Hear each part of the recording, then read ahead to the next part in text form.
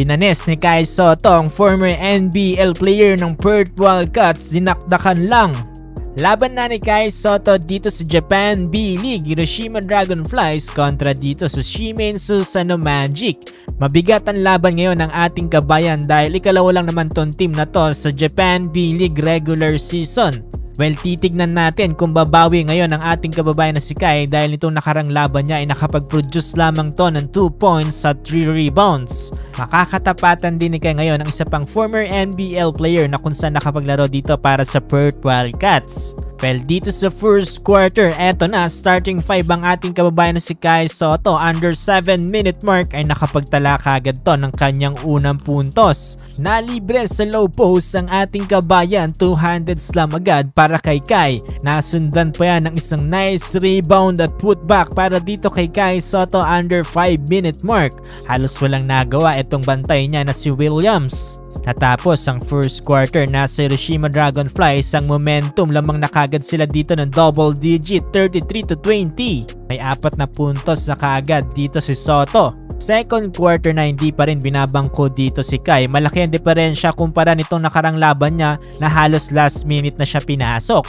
Under 8-minute mark, mintes yung subok ni Kai dito sa 3 mga chong, pero okay lang yan dahil binawi niya naman kagad yan matapos na makapuntos dito coming from inside the paint kontra dito kay Nick K, former NBL player.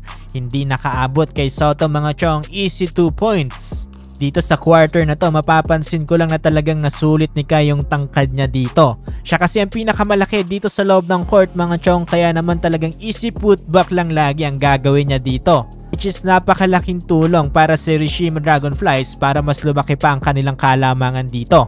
Commended din yung mga unselfish play ni Kai dito para sa mga assist niya at magandang hustle para sa mga block shots. At tapos ang first half lamang pa rin ang double digit ng Hiroshima Dragonflies, 51-38. Samantalang meron ng 8 points at 4 rebounds dito si Kai.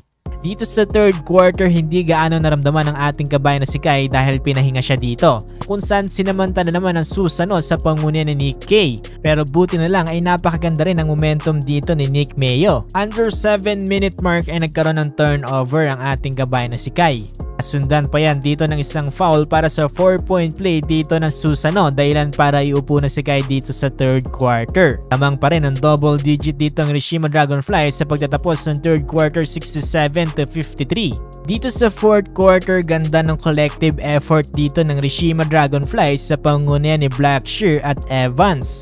Grabe, sobrang ganda ng kanilang pinakita dito kaya naman hindi sila mahabol dito ng Susano. Samantalang naging maalat naman ang mga tira dito ng ating kabayan na si Kai dito under 8-minute mark. Plan para iupo na si Kai dito. Pero dito sa uli sa fourth quarter ay nagawa pa ring manalo dito ng Hiroshima Dragonflies. Senteng laro naman ang ipinakita dito ni Kai kumpara nitong nakarang laban niya.